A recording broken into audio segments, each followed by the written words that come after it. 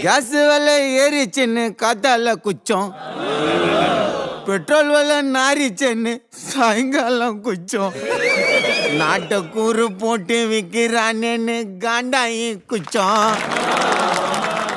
ஒன்னும் இல்லாத மேட்ரு கோசம் நண்பா ஓவரா குச்சம். என்னால தெரு தள்ளி போயின்னு சாப்பிட தரான், அத்த தெரு முக்கில காக்கி தொப்பி நிக்கிறான்.